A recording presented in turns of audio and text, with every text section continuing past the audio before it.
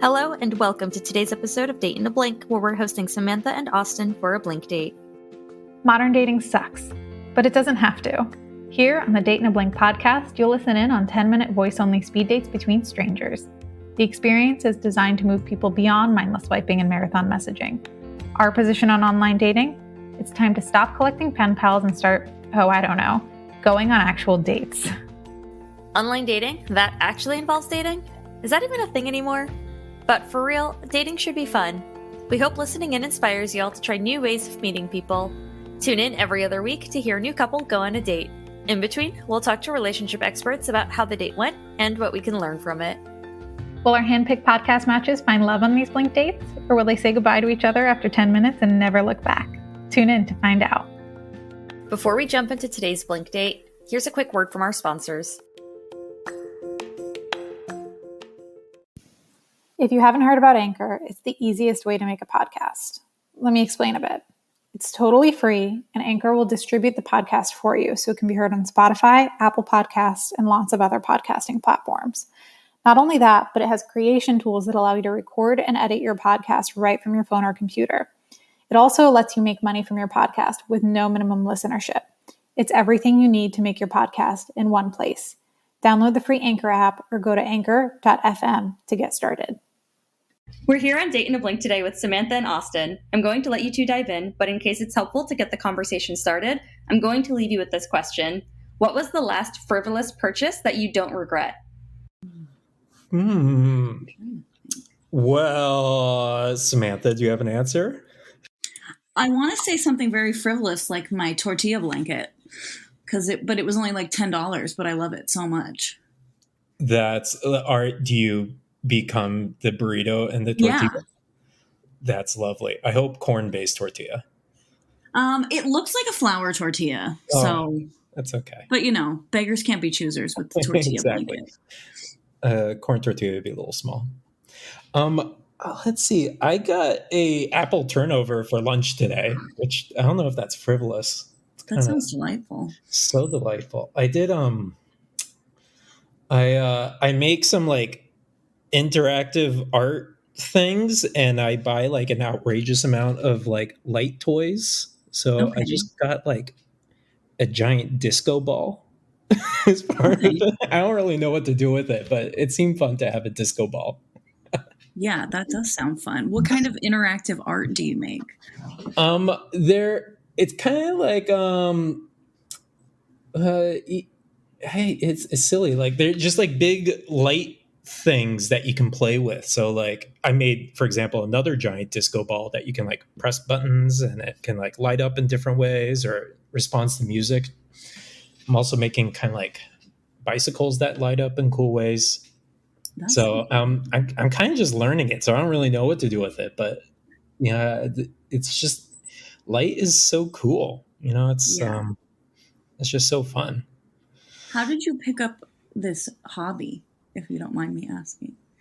I went to a couple parties and I saw some people who made like big like cars that light up, and some like people had crazy costumes, and it was just so cool. And I don't know, I was like thinking I needed a new project or something to learn, and it seemed like such a fun thing to do. It's so easy to get caught up.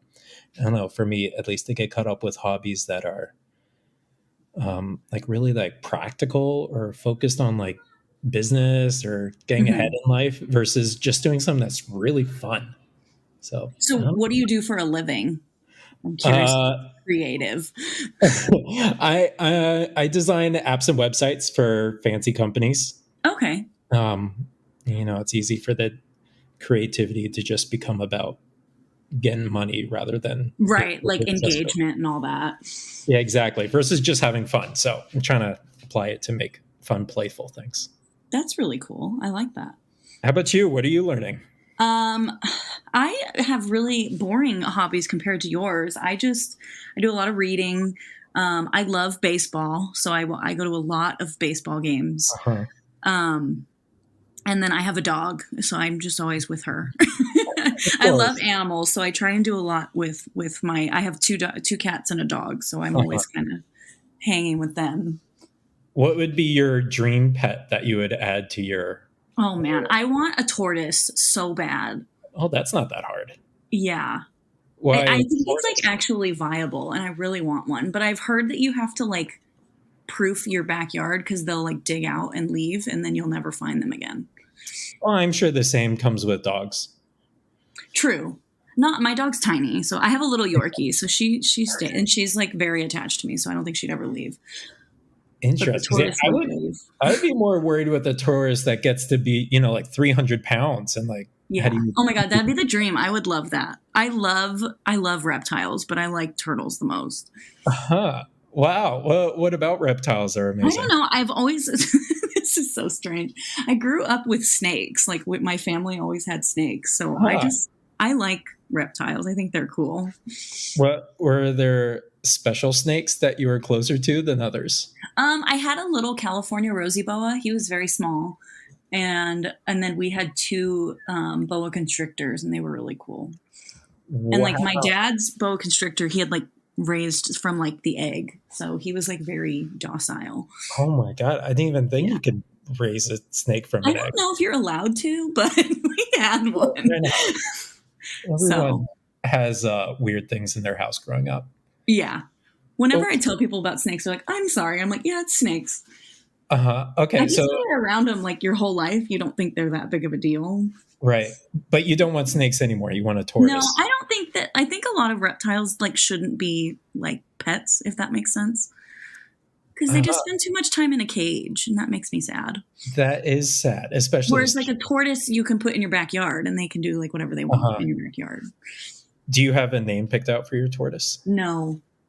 So like all my animals have a Beatles theme, so it would Uh-huh. have to be within that theme. Okay. But like deep cuts, like it can't just be Lucy, right? No. So like it all started unintentionally because my first cat, when I adopted him, he was named Ringo by the shelter. Mm-hmm. And so I just kind of kept it because I think the name Ringo's kind of cute for a cat. And then my dog's name is Penny. And then I just got a kitten and I named him George. Oh my goodness. So I think it's hilarious that I have two pets named after Beatles band members, and neither of them are John or Paul. Okay, so you just got to keep with it now. Yeah. Oh, you have all of them. So I'm like, I haven't named him, but the popular ones. Like I don't have a Paul or a John, but I have George and Ringo. Oh, So that's do you so have any pets? I don't. I have an outrageous amount of plants. It's not Okay. that I'm against animals. Mhm. I become like a little 2-year-old every time I play with a dog.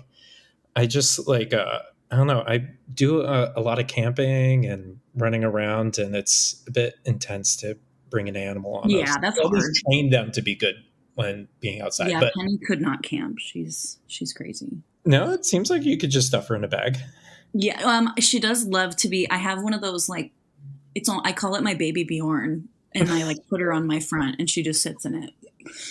Okay, see, that's good enough Loves for it. I Because had I'd this- throw parties at my house, and like she would want to be carried the whole time, and it was driving me crazy. So I just have this little baby Bjorn that I put her in now. the perfect party accessory. Yeah. So she's just sitting on my front whenever I'm at a party. Okay. So, is all of your reading around pet rearing and animals? No, I read mostly fiction. I'm one of those people that only like I read a lot of fiction. I'm in like so for some reason, even though I've always loved to read, I had never read a Stephen King novel until last year. They're terrifying. I love them. I like horror, so I love them. So I'm in like a big Stephen King kick right now. Oh yeah! Wow. I get a little too scared, but I do love Stephen King. They're so great, and you can Yeah. just like I have to read like when I was reading The Shining, I could not read it at night because it would terrify me. oh, of And like course. right now, I'm reading The Stand, which is like a little bit too on point because it's about a pandemic, basically. Oh yeah, But it's really good. His writing is so good; it's hard not to so good. keep reading. No, I his totally book. agree. I only read fiction as well. I feel like if you're gonna tell a story, you might as well use everything you can. Well, and like I have to live everyday life, and I watch a lot of documentaries, so I don't want to read them too. I do Totally. read some nonfiction, like about things that I like. Like I read the book about Queen, the band. Mhm. There's a book about the Kennedy family that I really want to read. That's probably next. Well, that that's almost close to fiction anyways. This is such a crazy life they had. Yeah. Well, and I just read 11/22/63, which is the Stephen King novel about the guy that tries to go back in time and save JFK. So I was like, it seems like a good transition to go from that to just learning about the entire Kennedy family. Totally. So what are your favorite books to read? I love sci-fi books. Okay. But it's really that fiction. It's kind of like loose. I just kind of like, twisting our world in a neat way and seeing how it reflects on us. But it's really big, like the Mark Twain Confederate Yankee in King Arthur's Court. Like that's like old timey, but it's also like the first time travel book. Oh, okay. So it's like, and it's also Mark Twain, who's just like a hilarious author. So yeah, I was going to say, I feel like, because that's how I felt I was really leery about the Stephen King book about time travel. Cause I'm like, I feel like time travel can get very like YA and kind of cheesy. Yeah. Now that I'm older, but he did such a good job with it. So yeah, you don't get caught up in the details of the travel. You just end up there. Yeah. I feel like that's how you have to do it. Like you can't like explain it too much because then it starts to get a little like cheesy. Totally. And it ends up like the Harry Potter book where they go back in time. Where you have to like hide from yourself, basically. Totally. I just went on a Octavia Butler kick. I just watched all of her books, and it's like so incredible. It's exactly what you're saying. It's like it's just a great story. They don't really get caught up in like the science of it. At this point in the date, I jumped in to let them know that their date had ended and let them say their farewells. This may sound like a weird thing to be jealous of, but I am infinitely jealous of Samantha's tortilla blanket and of Austin's creative skills. These two had a winding conversation that covered a wide range of topics, from tortilla blankets and apple turnovers to taking care of reptiles and plants to reading sci-fi and horror. The eclectic nature of their conversation has me thinking they may, just maybe, join a book club together. Do you think Samantha and Austin will share a membership to a Book of the Month club? Or will they stick with the company of their respective plants and pets? Tune in next week where we'll chat with an expert about the date and reveal what happened. That's all we've got for you today. Shoot us a message on Instagram, Twitter, or Facebook at The Blink Date or at Date in a Blink to let us know what you think. If you want to try voice for speed dating from the comfort of your home, download the Blink Date app today. You can also sign up to participate in Date in a Blink by visiting our website at www.theblinkdate.com. In the meantime, thanks for joining us for this episode. We hope you enjoyed listening and look forward to talking with you again next time.